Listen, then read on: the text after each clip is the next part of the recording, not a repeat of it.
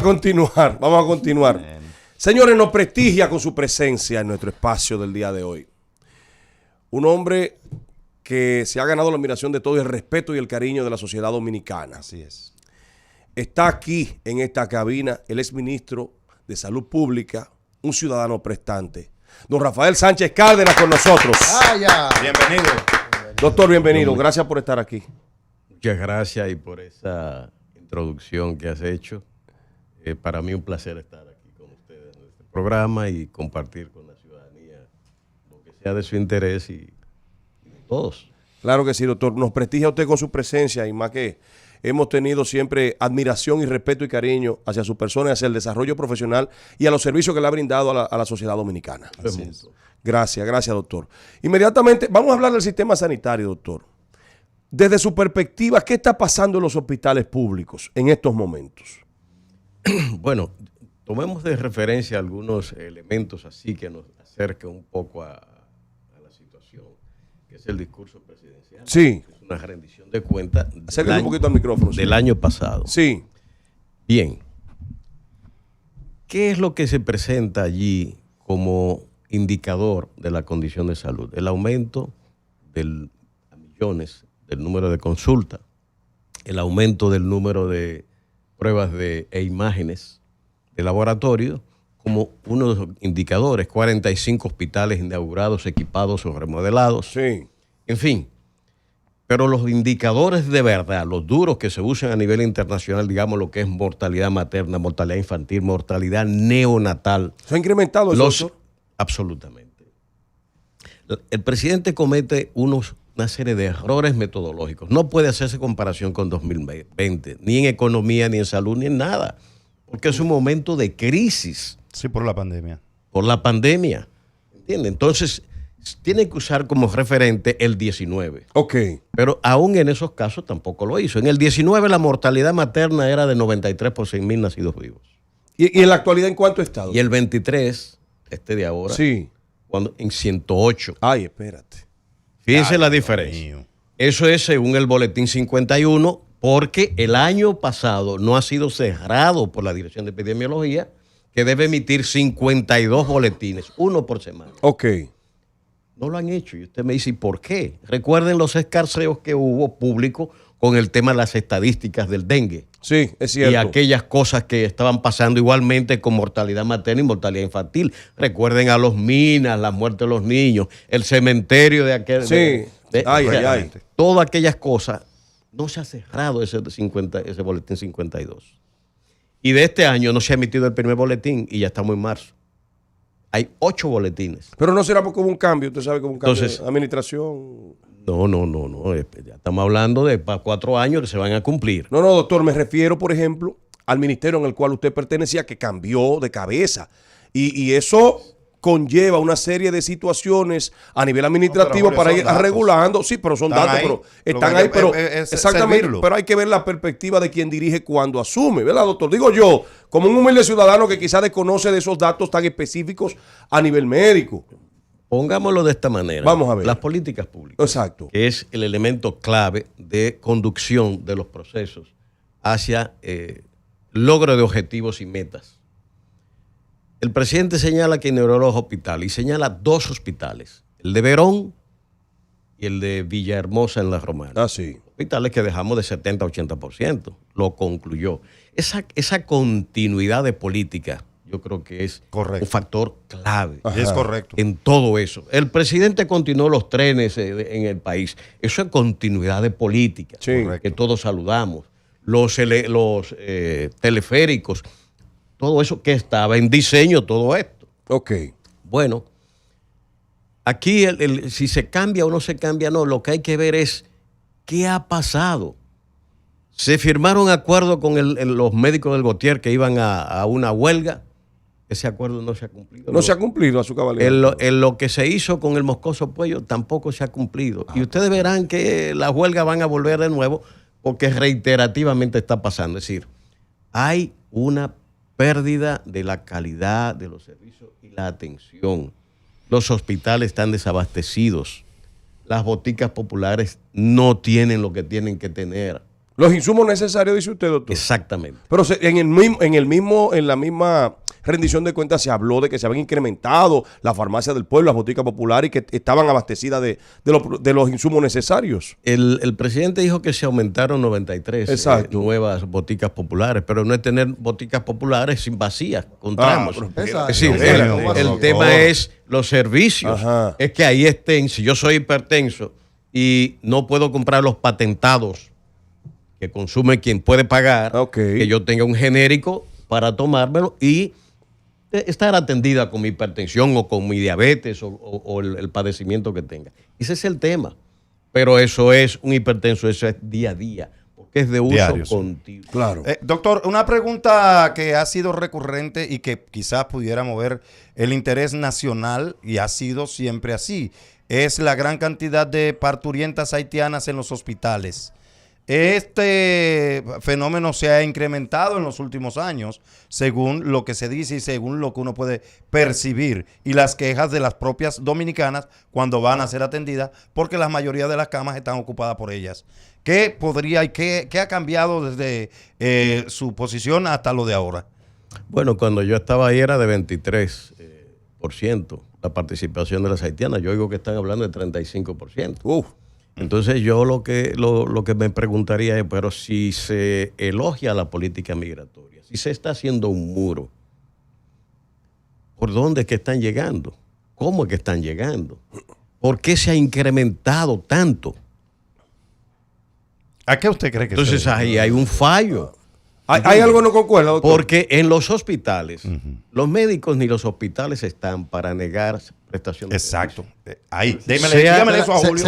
Dígamele eso a Julio y al pueblo. Pero espérate, no, la deja ley que el doctor explique. Universal Pero deja que el doctor de explique. derechos humanos. Tú no sabes de eso. Deja que el doctor lo explique. El experto aquí. El experto está aquí. Dele, doctor. Dele, doctor. Sea venezolano, colombiano, haitiano, quien fuere. Sí. Llegó una persona con padecimiento, los médicos no tienen la capacidad, ni deben, ni por la ley, negar servicio. Ahí hay un tema de migración que es el que define cómo están llegando a los hospitales. Ya. Porque si no llegan, no se presenta el dilema de exigirle a los médicos, hospitales y clínicas que no presten el servicio. Es que hay una política migratoria que está fallando y que está explicando ese flujo. Pero está no solamente en la parte de salud, es que está en educación, es que está en la parte laboral y turismo, en todos los renglones, agricultura. Está aumentando la población haitiana. En el caso de la salud, doctor, las estadísticas demuestran, como usted dijo, un aumento de la mortalidad materno-infantil. ¿No pudiera incidir el hecho de que las parturientas haitianas estén llegando al país sin ningún tipo de récord médico, sin ningún tipo de análisis, sin nada, y que haya que darle obligatoriamente las atenciones por humanidad, y que esto pudiera sumarse a las estadísticas que nos desfavorecen como nación? Siempre ha estado presente. Si yo tenía un 23%, pongamos que se suba a un 40% la participación, es un factor, evidentemente, porque llegan bajo unas condiciones especiales. Eso hay que reconocer lo que es así.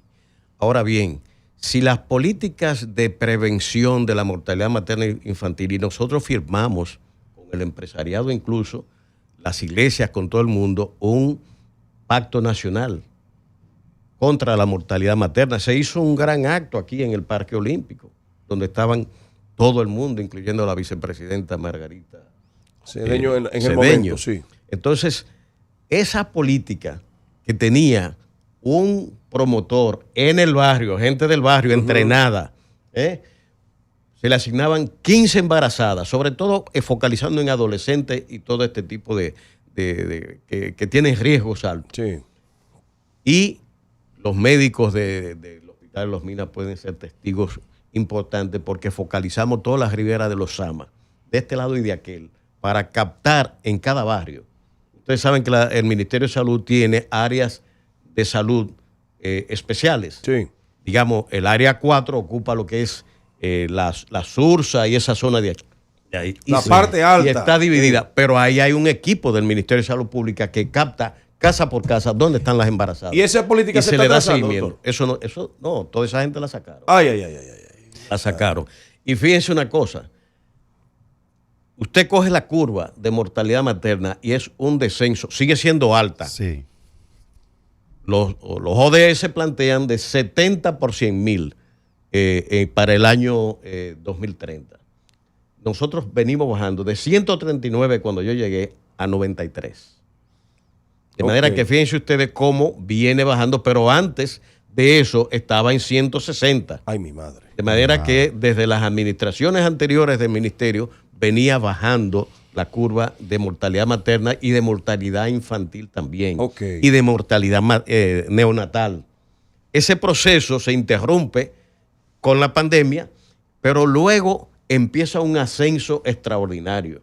El 22 fue un año terrible para esos indicadores. Sí. Hay incluso... Hay un elemento que el discurso presidencial tenía que presentar ese aspecto, y es lógico que todos los presidentes lo intenten. A ver. Positivo, etcétera. Es lo que corresponde. Es lo que todos los presidentes lo hacen así. Ahora bien, el presidente, yo digo que mal informado, lo ponen a hacer comparaciones que no cuadran. Porque... A ver, usted, por ejemplo, doctor, usted dice que se hicieron comparaciones con el 19. No, que no se hicieron. Que no se hicieron con el 19. No, que hablaron de un indicador inapropiado. Por ejemplo, que fueron millones de consultas, que fueron millones de pruebas o imágenes. Ese no es el indicador internacional. ¿Y cuál es el indicador desde su perspectiva? El presidente debió decir ahí en ese discurso que la mortalidad materna en el boletín 50 en el 2023 estaba en 108 por 100.000, no 93 como en el año 19. De manera que ahí se refleja que se ha elevado. La mortalidad neonatal en el 19 era de 12 por 1.000 nacidos vivos.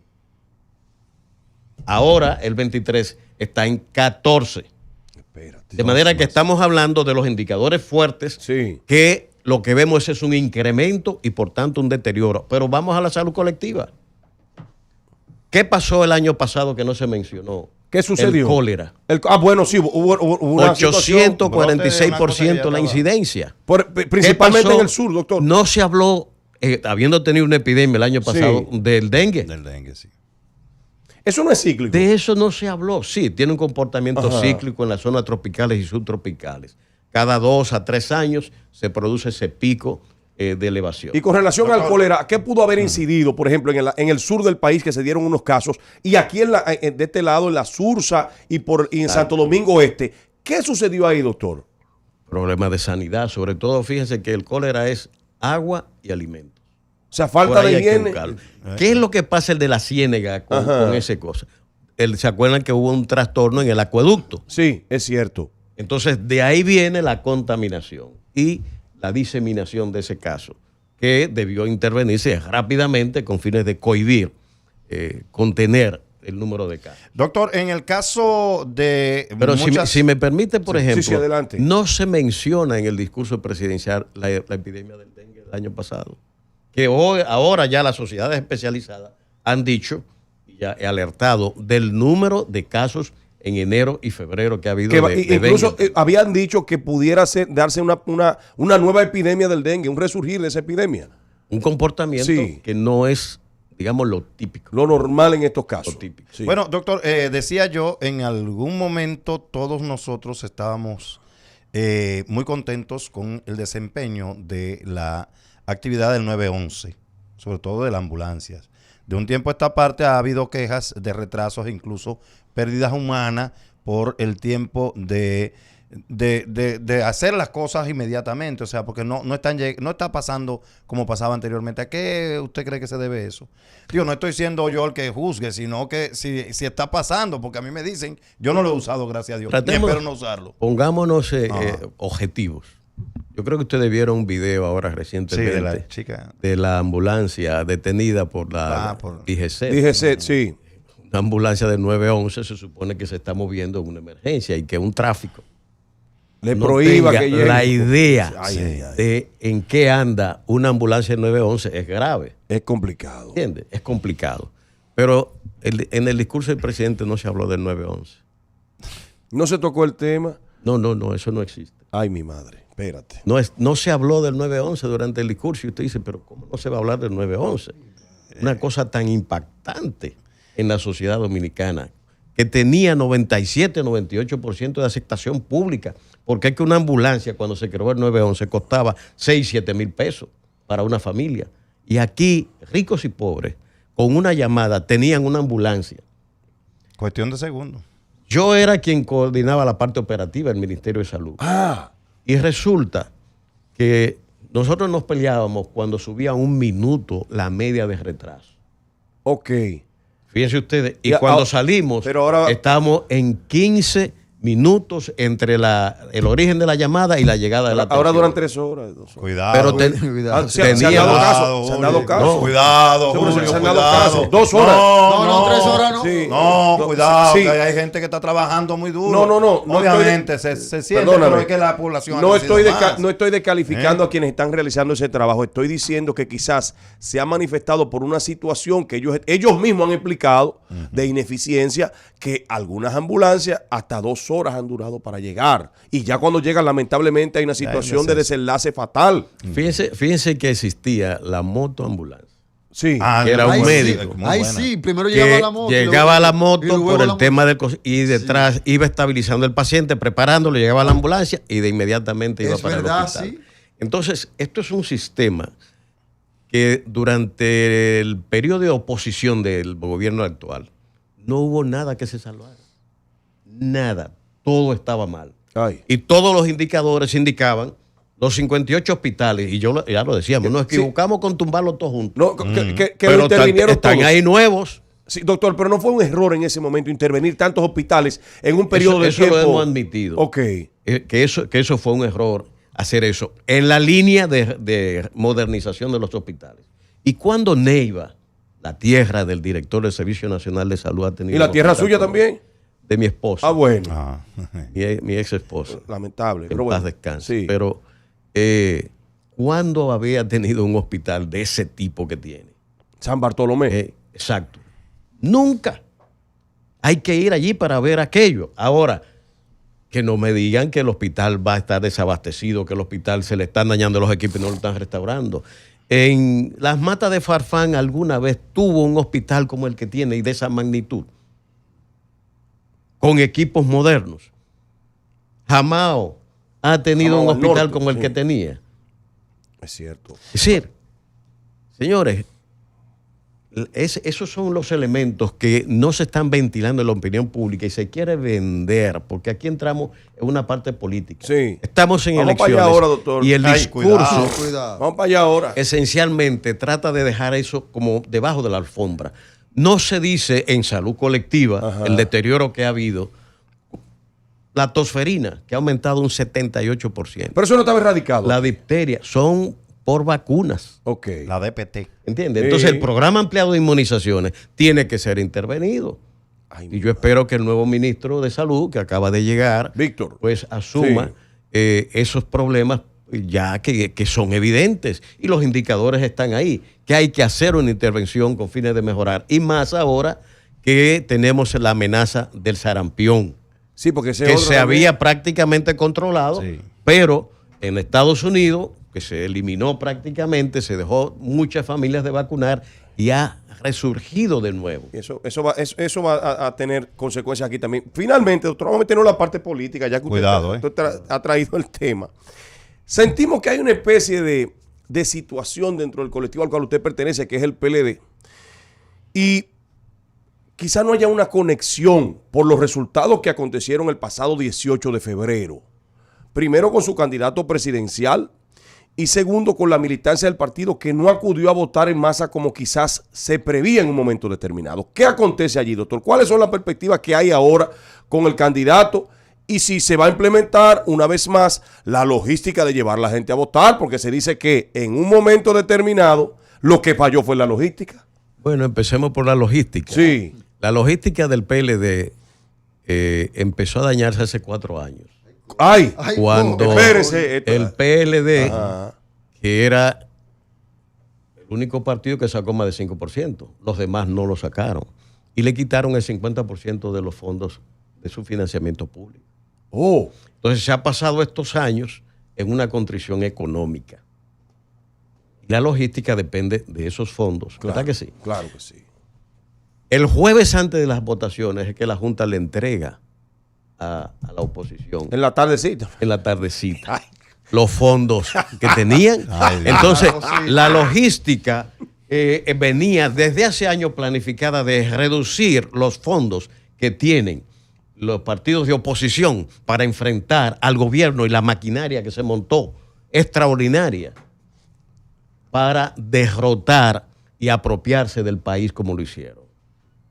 Esa es la realidad. Ok. Entonces la logística, los compañeros que no entiendan ese fenómeno, están participando en política, digamos, sin tener y entender las consecuencias de medidas que sí afectan a los partidos. Y encima de eso, el otro detalle es el siguiente. ¿Cuál? Estamos hablando de unas municipales. Pero si ustedes recuerdan, toda la campaña política en las municipales estaba enfocada más en lo presidencial. Hasta las encuestas era midiendo al presidente, porque el objetivo era, ya se sabía que iban a montar este aparataje que hicieron, porque ahí hubo dinero y violación que es reconocida por la propia OEA y Participación Ciudadana. Y el responsable de todo eso que se vio ahí en cada centro de votación, con gafete, con afiche, era una multitud montada por el partido de gobierno. Usted pasaba, yo voto en el Colegio Arroyo Hondo, y yo tenía que pasar en la acera por una pasarela. Sí, pero doctor, lo que es de igual un no es lado ventaja. una fila de Ajá. militantes ofreciendo vota por este, y de la otra igual. Es decir, a la boca De urna, sí. del recinto. Incluso yo me y eso quejé fue en todo. Cuando vinimos al día siguiente, el lunes, yo me quejaba de que donde yo había votado estaba todo Lleno cubierto de de- publicidad. Obviamente, Pero lo que publicidad no de es- quién. Yo la vi de las dos. Doctor, lo vi de los dos. Lo vi de los tres partidos. ¿De los tres, estás De los seguro? tres, seguro que sí. Donde yo voté. Yo por no- lo menos. yo no vi Ahora, yo publicidad. pienso que lo que no es igual es ventaja, doctor. Y lo que no es desventaja, pues entonces lo podemos hacer todo. Porque no está estipulado por la ley de que no exista, de que no se puede hacer. Sí, está prohibido por Está la prohibido ley. comprar la cédula. No, y comprar el No, proselitismo. pero Y el proselitismo Pero y la tener un propaganda gafete- política. Tener un gafete siempre No, se porque no se ha estamos hecho. hablando nada más de gafetes, vehículos y todo que estaban apostados ahí y se sabe lo que estaban haciendo. Ok. Tenían una lista, doctor. Ok. A mí La no me logística. tocó. Doctor, el posicionamiento del candidato del Partido de la Liberación Dominicana. Bueno, yo te decía que la labor de posicionamiento del presidente se ha estado haciendo esfuerzo. Yo creo que Francisco Javier García hizo una exposición reciente sobre el tema este de las encuestas. Sí, lo vi. Muy revelador Sí. del esfuerzo que se está haciendo y la situación con todo ese avasallamiento del gobierno, la situación que hay. La oposición tiene una oportunidad de tomar de nuevo el poder porque a pesar de la desigualdad creada, a pesar de ese caudal y esas que maneja el gobierno y de las limitaciones impuestas a la oposición, el dominio en los medios que está haciendo y está ahí, está a la vista de todos, de la publicidad del gobierno extraordinaria sobre los 8.000 millones, Bueno. vamos a decir los formales. Bueno, sí, lo que ¿Entiendes? se conoce. Los formales, lo que se conoce. Esto aumentó más de un 100%. Ay, Dios. Entonces, aún en esa condición, cuando los PLDistas que votaron casi 900.000, 872.000. esos son los militantes del PLD. Sí. Porque básicamente ahí quienes fueron los militantes. La mayoría de la población no es militante de los partidos políticos. Esa es la realidad. Entonces, en el Congreso del partido, nosotros llevamos a las internas 500.000. ¿Quiénes son esos? Los militantes. La militancia, sí.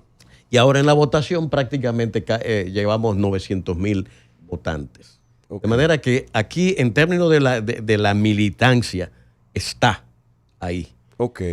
Lo que faltaba era La logística. la logística, logística, como usted dice, sí. para que la movilización, pero tener todos los vehículos del Estado como movilizándose, las instituciones del Estado responsables de recintos Ay. y por provincia. Una movilización avasalladora que se hizo. Sí, pero ya ahora que ustedes en saben ese, pero eso, bueno, doctor, Ya, ahora los compañeritos tienen que poner de su parte también, porque no podemos esperar que sea todo lo que va viene de allá. Tienen que, ¿verdad? No hay esa posibilidad de que los compañeritos se despojen de un par de no, los compañeros, él tiene que trazar una línea programática de acción porque está complicado eso, maestro. Yo estaba allá, yo no me fui del otro lado porque ven acá, Feli, digo, no, yo no ando en esa, pero ¿cuánto es?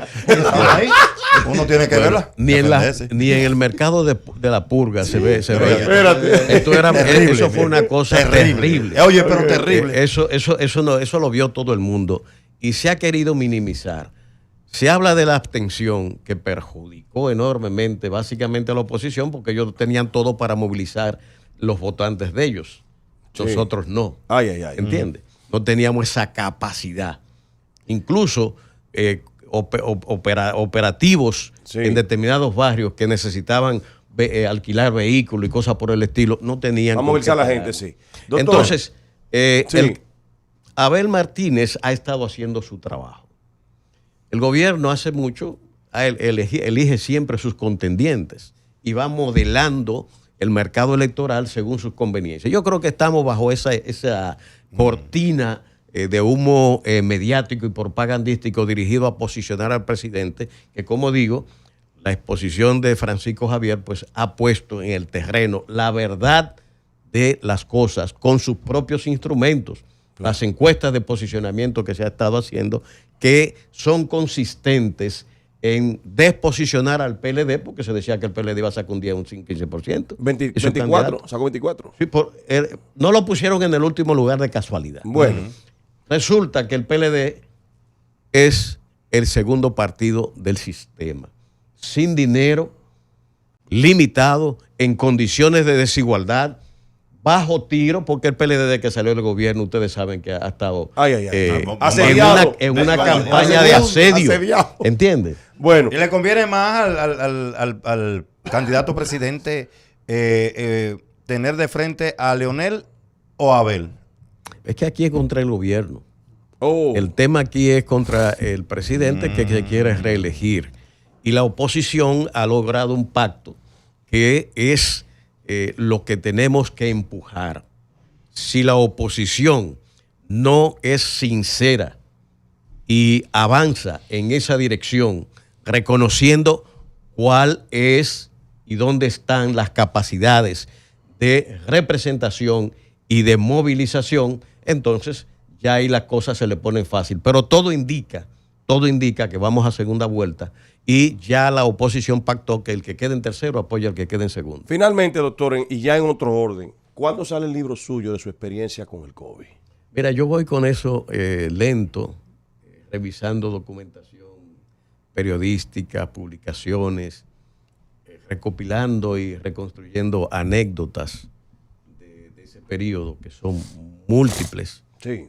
Y veremos en su momento. Yo no tengo apuro en sacar el libro. Yo creo que eso sería un documento histórico para la posteridad y sería enriquecedor incluso para el área de salud y para la sociedad dominicana tener estos escritos de parte suya, que fue quien vivió algo que no conocíamos y que lo enfrentó de la manera como lo hizo y que la sociedad reconoce en usted el haber llevado de manera puntual, decidida y comprometida que pudiéramos tener un desarrollo de algo que nosotros ignorábamos totalmente y que no sabemos el alcance de lo que había llegado a la República Dominicana. Yo siempre estoy agradecido de la población dominicana porque habitualmente, a pesar de agradecer esa generosidad de tus comentarios, yo viví, y por eso hablo de anécdotas, de ver cuando las mascarillas se pusieron caras, cuando todo se puso caro, las manitas limpias, sí, todo se puso caro, que la gente que no podía adquirir una mascarilla, cogía un trapo,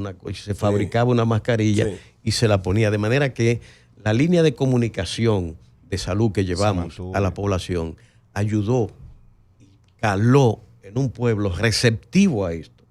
Y por eso hoy la contamos como la contamos.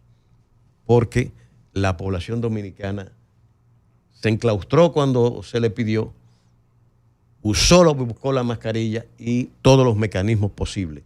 Y esto ha ayudado, lógicamente, por las políticas sociales del gobierno, porque no hay que olvidar Sí, que en esa fue respuesta apoyado, sí. los empleos fueron subsidiados en las empresas. Totalmente. ¿Entiendes? Los aforos de las empresas cuando bajaban a la mitad, para que fuera a la mitad a trabajar, de manera que el distanciamiento se pudiera sin perder la producción. Todo eso hubo del gobierno de Danilo Medina, toda una protección. La gente recibía los alimentos crudos y cocinados. Y lo más importante, doctor, que durante ese periodo que era de incertidumbre, que no había productividad, no hubo desabastecimiento de alimentos ni de medicina. No, al contrario, porque es que la agricultura, en el contrario ahora, la agricultura estaba pujante. Aquí la oficina del ministro de Salud da una callecita detrás que todo el pregón de los productos agrícolas pasa por ahí, todos los cantos. Usted puede estar en la reunión más seria y ese pregón no falta. Es así. Ahí se oye eso igualito. Sí. Los plátanos a tanto que yo cuando yo mismo mandaba a comprar mi platanito. Bueno, doctor Rafael Sánchez Cárdenas, gracias por prestigiarnos con su presencia. Usted sabe que este programa siempre estará abierto para cualquier inquietud que la sociedad dominicana demande de usted o cualquier orientación que usted considere que pueda hacer. Aquí estaremos siempre esperándolo con los brazos abiertos. Así es. Muchísimas gracias y siempre con el cariño que nos hemos tratado. Me siento honrado de estar aquí. Gracias. Aquí vamos. Qué placer tener al doctor Sánchez Cárdenas con nosotros.